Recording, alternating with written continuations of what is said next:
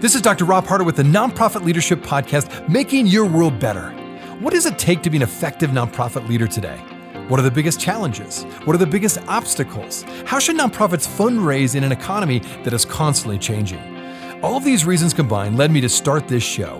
And it's my hope that through this series, people can learn not only what it takes to be an effective nonprofit organization, but to hear from effective leaders who are successfully making a positive impact in their communities. We hope you enjoy the show, as together we hear how they are making their world better.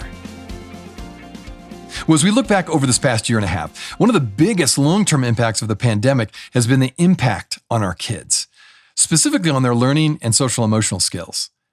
With so many schools closing because of COVID, this created not only social isolation, but a significant learning gap for our children. One of the more creative responses to this challenge, however, has been a special project that was a result of multiple nonprofits and for-profits coming together to address this critical need. Here to talk about this unique response is Julia Levy and Michael Levine. Michael is the Senior Vice President of Learning and Impact for Noggin, Nickelodeon's interactive learning service for preschoolers.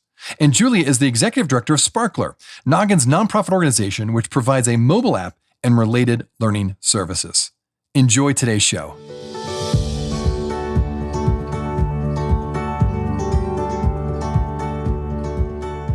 Well, Michael and Julia, it's great to have you on the show. Thanks for taking time to be on the Nonprofit Podcast. As we reflect back over this last year and a half, what a long year and a half it's been. It seems clear, though, that one of the results of COVID has been preschools were shut down for so long. And it created not only social isolation, but significant learning gap for young children. And this happened at such a critical point in their development, right? There's a real and urgent need to address these issues. And you two have been involved with a special project that does just that. So I'd love for you to start off by telling a little bit about your partnership, the collaboration that's happened, because I think it's pretty exciting. So thanks for being on the show today. Thanks for having us. Thanks so much for having us on the show tonight, Rob. It's great to be here. Noggin and Sparkler are partners on a new initiative called bigheartworld.org, which we will be describing, which is an effort to really create exciting new resources for parents and teachers who are interested in making sure that this last 18 months of learning and social loss can be attenuated with educational materials and resources. It is powered by Noggin's music and creativity, and really led by Sparkler Learning, which is our nonprofit ally, which Julia Levy leads innovation and partnership. This partnership began earlier as an initial response to COVID, which kind of evolved out of innovation and serendipity, I would say, which is the hallmark of many nonprofit and for-profit organizations. We initially saw that kids were going to need to stay home for, we hoped, we prayed for just a few months. And so we thought, as a responsible steward of early education at Noggin and Nickelodeon, that we ought to create free resources for everyone. So we immediately made Noggin available for free to everyone.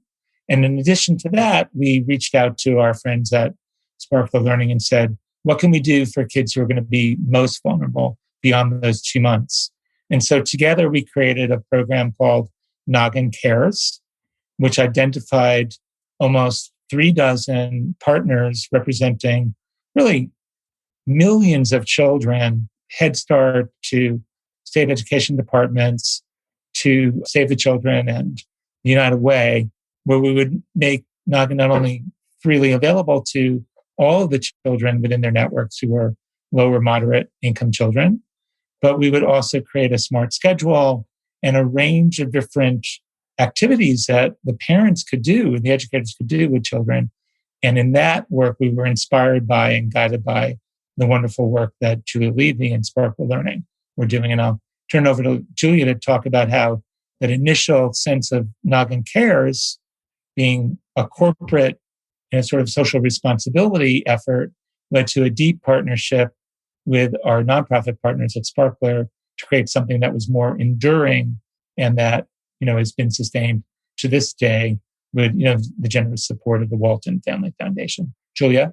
Thanks, Michael. So we brought together this amazing coalition of partner organizations, all nonprofit organizations, and some were big, some were small. And one of the things that we learned from them we started this work together really in March 2020 and right at the beginning. And as we kept working together, one of the things we learned was that parents' top concern, and really many people, educators also, top concern was children's social and emotional learning. And not just, are they learning their numbers? Are they learning their shapes? But what happens when kids are kept apart from one another? What happens when a child doesn't go to school for now a year and a half? And how can we support children and families? And how can we really make a positive impact at a crazy time for all of these people? And so we sort of did a 2.0 version of our initial work to create what's now Big Heart World, which is a effort focused entirely on the social and emotional learning of young children. And we're trying to help parents, trying to help educators, and we're bringing together many of the initial partners, but also other ones who have joined the party since then to try to both create content that's valuable to these people and also to share it out broadly through their networks of families and educators. Well, I'm really impressed again how you've already come together. You are collaborating, and it really is for a good cause. I mean, child psychologists would say that outside of their home environment, kids do learn to develop social emotional skills, typically from interactions with friends, peers, and teachers. And as we said earlier, the shutdown of schools because of the pandemic, the ability for these kids to learn these skills was really, really hampered. So talk about a little bit more what your target group has been. You've already kind of touched on the edges of it, but one of the things I was really impressed with is that you really are striving to make this free, because there are a lot of parents who rely on free early childhood education and programs. And often there's financial barriers when it comes to these high quality activities that fill the gap during the pandemic, right? And Sparkler and Noggin have been working really hard to expand this access of all these learning resources to these low income families. So how have you gone about getting the funding? I think it's always interesting for nonprofit leaders and my listeners to find out, because funding is critical, right, for nonprofits. And what have been the results so far? Before we talk about the funding, let's talk about how we really did the research to identify the needs that parents and educators had. So we were obviously aware that kids were working with their parents at home. They were learning with their parents at home, and that they needed other resources because many of the parents working at home really could not take care of their children. So the first thing that we did, I mentioned, was to make Noggin, which is a subscription service that's available to kids, mostly to work independently, but sometimes to co-learn and co-view with peers and their adults in their lives. So we made that available for free. And then we decided that we should be doing some research. We should be doing some research with educators. So we turned to a very successful, high-performing charter school network called Apple Tree Institute, which is based in Washington, D.C., and also has affiliates in Texas and in New York City, who were really looking to have an at-home curriculum to complement what their educators could do via email. I mean, try educating a 3.5 or 4.5-year-old online. It's not an easy thing to do. So Noggin and Sparkler together, Noggin with its direct-to-kid offering of wonderful games and songs and other, preschool, and school readiness activities, and Sparkler Learning with its fantastic family support, family strengthening. Let's do these kinds of activities together to learn together, activities blending together with the proven curriculum of Apple Tree Learning, was the first thing that we started to do as kind of an R&D project. Over 50% of the 1,000 families that we were able to ask the survey research on, and we'll give your listeners a link to the survey findings, that they can look at themselves. Over half of the respondents in the survey said that their top priority in terms of kids returning after COVID to school and to community organizations was in the social and emotional learning domain. We knew that this was a likely response, and that's why we began to plan bigheartworld.org beginning last spring. But the findings from the Rutgers and New America study really put an accent point next to this pressing need. And Julia can tell you exactly what happened in terms of the outreach from the Walton Family Foundation earlier in 2021, where we began to scheme up this idea of the big heart world. Excellent. Yeah, Julia, tell us how that process went and where did you start and how did you grow it? Well, so we've already been collaborating, as Michael just described, on Noggin Cares, working with Apple Tree on this sort of 3-part collaboration in this chain of amazing schools in DC and New York and Texas. And we had an inkling just because of early surveys and also just because of our experience with people that the social and emotional was going to be really pressing. And around the same time when we were really thinking about this, Michael got a call from the Walton Family Foundation, and they were looking to support something in this realm of diving in the midst of a global pandemic to help families with this issue. So we kind of came together, put our heads together, came up with a proposal, and really put it together. It was your podcast guest, Rob Carol Stern, who gave me a call and said that Walton had an emergency response to COVID, and in particular, the psychosocial dimension of how, kids were going to be impacted. They had been making some investments in other rich media resources, including the wonderful work that Sesame Workshop had done, and wanted to get word out as widely and with as many role models, such as our children's characters. I mean, there's nobody like, Peppa Pig and Paw Patrol and Dora, and, right? All the children's characters who have a lot of persuasive value.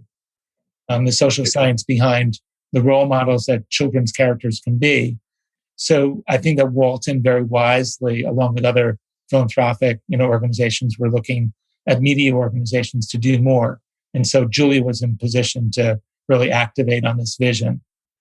That's perfect. Well, and then it sounds like Big Heart World, you've already mentioned, was the result of your partnership. For my listeners, maybe let's go into a little bit more. It's a music-based approach, as I understand, as you said, to social emotional development.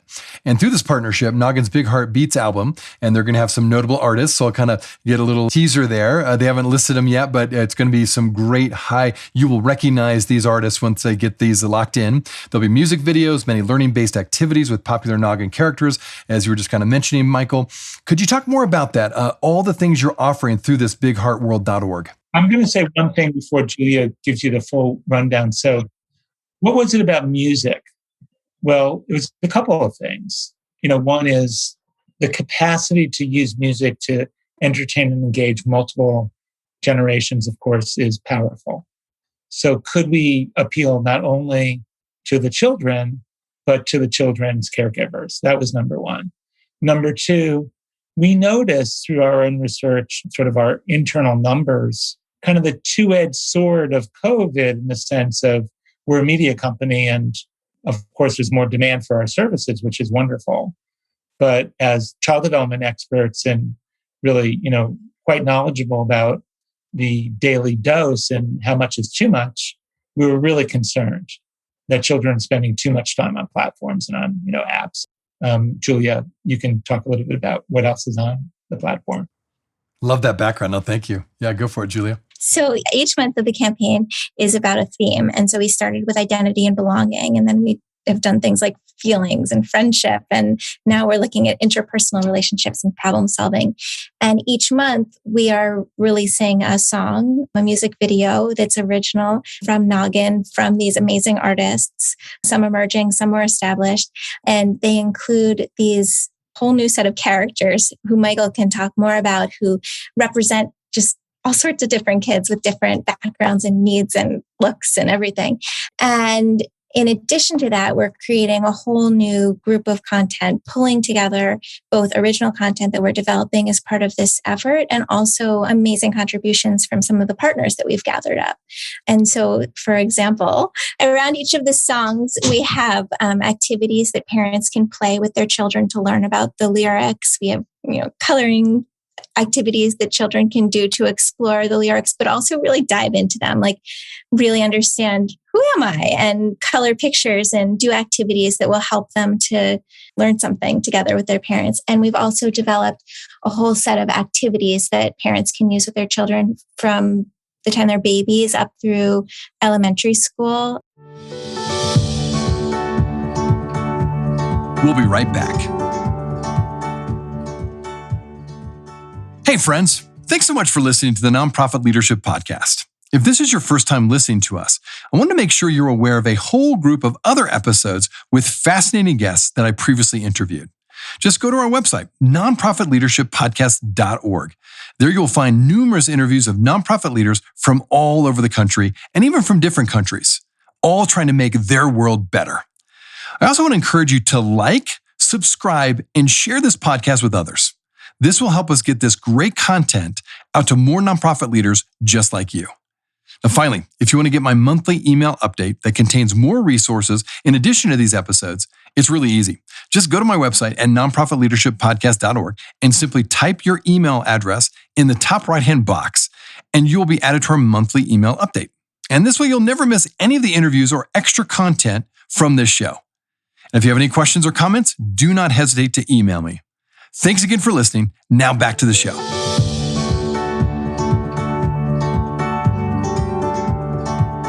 I'm really glad you mentioned that, and I'll give you a second here to respond, Julia. One of the things I saw in the notes before the interview, and now you've really emphasized it more, is the partnerships that you've been successful in putting together. I know from nonprofit leaders, that is so critical to expand your impact and to grow your impact. Really, at the end of the day, you need to partner. And not just with other nonprofit partners, but also for-profit partners. And I love how you've done that. I do think there may be a model here that you can explore more and more people can contact you, which we're going to give an opportunity for people at the end to get your contact information. So talk about that. Talk a little bit more specifically of how you develop those partnerships. What do you do that points to the success you've had so far with this project? Just on the partnerships, I think that one other that I wanted to highlight was the partnership that we have done with Too Small to Fail and the Laundry Cares Foundation, where we've created a series of 10 posters, 5 in English, 5 in Spanish, that highlighted activities to help parents grow their kids' hearts while doing the laundry together, and sent them out to over 100 different laundromats across the country. And they feature content from Big Heart, they feature the characters from Noggin, and it was this amazing thing that came together because of this effort. And it's really, I give so much credit to these other organizations that really just jumped. They weren't asking for anything. They just were like, how can we figure out how to collaborate to help more people to get these messages to more families who need them. And so it was called Loads of Summer Love. So all summer there were posters up in laundromats across the country. And I think that's just so one cool. example. Really cool. It's so neat, right? Yeah. And it's just one example of how, all these organizations want to help, and everybody's been so creative and giving and really collaborative in coming together and figuring out how they can make and share content as part of this effort. Yeah, it's really, Julia, just to tack onto that for a second, these everyday moments are something that will help us build the impact of Big Heart World. And to your listeners, we haven't really gated the participation in bigheartworld.org. It's an experiment still in its evolutionary stage. We're about 5 months into it and hoping to make it a resource that will be a more permanent resource if Julia agrees to continue to lead it. But I wanted to say something about, we're not gating in terms of, recruiting partners, but there was an intentionality to how we recruited the partners. And I'll start, and I'm sure that Julia will want to continue. We were looking at organizations that had science behind them, evidence behind them, that there was research or they were sort of based on science. In the social emotional development realm, we obviously are looking at the field leaders in this area, the CASEL organization, the Consortium for Social Emotional Learning, which, sets standards for SEL, learning, across the states. We were also extremely interested in organizations that had reach, from the Head Start Association to First Book to Start Early, earlier known as the Answer Prevention Fund, to, a number of different, high profile organizations in this field. So reach was a second factor. And then impact was a third factor. Are these organizations actually effective? Do they have research behind them in terms of serving real clients and real kids in need? While Noggin is a subscription service that serves the broad swath of Americans, and also, globally we have, a Noggin, platform that goes around the world. We wanted with this partnership with Sparkler Learning to really prioritize kids in need. As I suggested at the outset, this is part of the work that we're doing for Noggin Cares. And so, Sparkler itself is a research-based, family strengthening organization. And we thought that, it kind of signaled the kind of organization that we wanted to build partnerships with. I love that. Thanks for giving some specifics, because I do think a lot of my listeners, they really want to know the nuts and bolts. How did you do it? How did you go about it? You've obviously been successful. And what I love about this, in many ways, you've got the media company and other, connections that you have with this nonprofit side to things. And I think I've had, like Carol from the Walton Foundation and other people on the show, that I think is some of the big issues that we're facing, whether it be early childhood education to healthcare to, of course, social justice issues. These are such big issues. We've got to work together. In other words, it can't just be the for-profit sector or just the nonprofit sector or just the government sector. We all need to work together. And I love how you've done that. I'm curious, along the way, what surprised you the most with this experience? Like, what were the biggest barriers you've encountered as you've tried to go about building this coalition? I was saying before, Rob, that I'm surprised by how hungry people are for new media forms. The rise of podcasts during this period and the really remarkable work Julia undersold, the power of little kids, big hearts. It's the children's voices come through in a way that's very, very powerful there.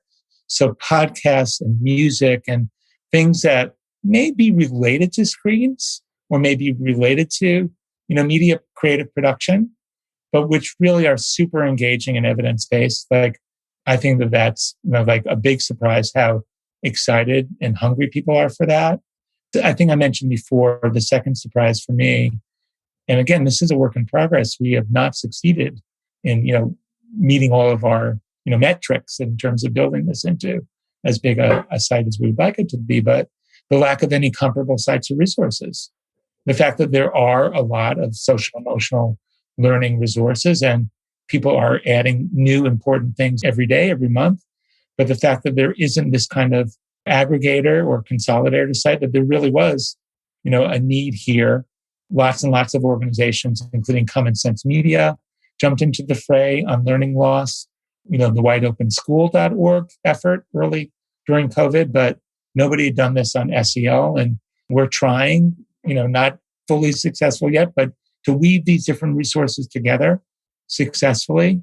And, I would just say the biggest, barrier that's kind of, it's not really a surprise, but it's always harder than you expect is, getting the kind of promotion and media support that we need for, you viewed the site yourself. This is chock full of A+ resources. And, when you have a new site, it takes a while. You need to advertise it. You need to promote it. You need to, get lots of, partners to talk about it. And so, one of the reasons why we're excited about this podcast is that we need more attention to bigheartworld.org. But Julia, what do you think the biggest surprises are? Thank you, Michael. It's great. Yeah, Julia, go ahead. That's all great. I mean, I would say yes to everything. I've also, on the positive end, I've been surprised at how interested people are in some of these things. Like Michael mentioned that we created this quiz where parents answer 10 questions around their children's social emotional learning, about friendship and back to school and all of that, and get a custom guide, a packet of activities they can play together with their children to work on the needs they identified. And we've had hundreds and hundreds. I mean, it might be 1,000 by now. Parents answer this quiz, get their little packet, go off and play, and even write us notes and questions and really get engaged. And it's not millions like we might like, but there's been a lot of interest, and it's encouraging in a world where we all know how divided people's attention is and how much there is going on for a parent. And the fact that people are engaging with this content in the way that they are is really kind of a pleasant surprise. And I would say another pleasant surprise is the partnerships that we've developed and how willing so many of these partners are to create these neat collaborations together. Michael mentioned collaboration, the music times that we're doing with the National Head Start Association.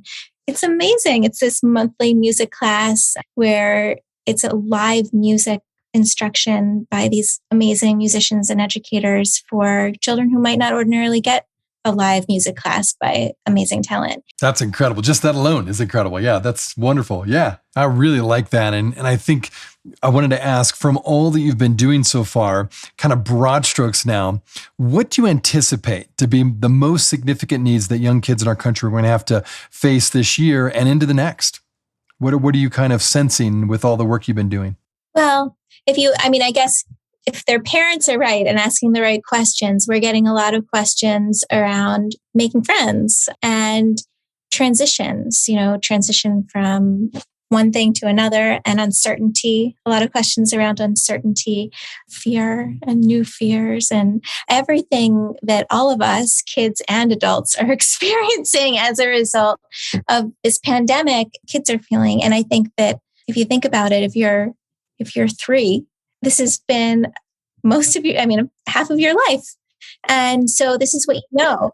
Obviously, kids are very resilient, and we all hope that everybody's going to be okay, but it's going to be a hard time for all of us to figure out, what's actually happened, and then how can all of us work together to support children's needs in the next few years. Yeah, I think you started with, I totally agree with Julia, that the only thing that's certain now is the uncertainty in front of us. Kids and families have been remarkably resilient, Rob. They have done, in extraordinary, unprecedented times, a remarkable job by and large. And so I think that we all need to recognize this level of resiliency. Obviously, it's easier to be resilient when the family is employed and the family has resources and all of that we know. One of the reasons why we started, Noggin Cares and BigHeartWorld.org was because we knew that lots and lots of families were hurting. Every family was hurting, but some families were hurting more. So into this uncertainty, we just decided that there needed to be a generosity of spirit, and that as we kind of, move forward now, we need to be monitoring and light on our feet as both, nonprofit and for-profit partners here to anticipate what is expected and what is unexpected. So what's expected? Kids are going back to school all over the country right now. There will be disruptions around the transitions. There will be routines that are broken in terms of things that have been built up. As Julia just mentioned, a lot of the kids have spent half their time or a third of their time, at home. So learning the routine of going back to school, learning when to go to sleep, learning that there are screen time limits, learning that one needs to eat in another setting, learning how to use masks, learning to resolve conflicts creatively, not with violence. These are all things that kids typically need to learn when they go back to school, whether it's, preschool, kindergarten, or childcare. But these are, going to be in a different setting now. And so kids are going to have difficulties. Some kids are going to melt. Some parents are going to feel even more stress than they have during this period of time. And what can we do about it? I think that's the question that we all need to be, asking ourselves. And then I think finally, what are the innovations that will stick? What are the lessons learned that will stick from the last 18 months? Well, we've all gotten to know our children better. Yeah. What could be better than that? Mm-hmm. We love them dearly and unconditionally. And now we know more about everything that I just mentioned, their vulnerabilities and their strengths. So what can we do with that asset? We know our teachers and our caregivers better. We may be more sympathetic to the conditions under which they're working. We may be less sympathetic, but we need to deal with that. So these are things that we can anticipate. What we can't anticipate is another strain of the virus, a delay in the vaccine. These are the sorts of things that we need to be able to say to not only our parents and our caregivers, our teachers, but to our children themselves, that we've made it through the 18 months. We're going to make it through whatever life and the vaccine and serendipity serves up to us. Well said. Well, I have a feeling my listeners are going to want to get in touch with you, learn more about it. I really believe you are doing some cutting edge work in this space. And so what is the best way for them to contact you and learn a little bit more about this wonderful initiative? Everybody should visit bigheartworld.org, and you'll find on the Contact Us page a easy way to get in touch if you have questions or want to talk more about what we've been discussing today. And bigheartworld.org on Twitter, and Noggin Kids on Twitter and Instagram. And if anyone wants to be in touch with me, they can send me an email at michael@noggin.com, and I'll get it and I'll get back to you. I answer all of my emails. If anybody wants to reach out to Sparkler, they can reach me at julia@playsparkler.org. Well, truly, it's been a fascinating conversation. Love what you're doing. Can't wait to hear when it gets more rolled out and you're able to talk about the artists involved. But thank you for spending time to be on the podcast. My hope is the word gets out even more through the podcast. And again, thanks for what you're doing to really provide this access to kids across the country. Thanks so much. Thank you so much for having us. Hey friends, I wanted you to know that this podcast can be found on both iTunes and Spotify. If you're wondering how to find it, just type in the words Nonprofit Leadership Podcast and this podcast should show up. We also encourage you, when you go on iTunes, let us know what you think. Give us a review, give us a rating. We would love to hear what you think of this podcast, and your feedback will help expand this podcast to get it out to as many people as possible. You can also find other resources and interviews of past guests on my website, nonprofitleadershippodcast.org. Again, that website is nonprofitleadershippodcast.org. Thanks again for listening, and until next time, keep making your world better.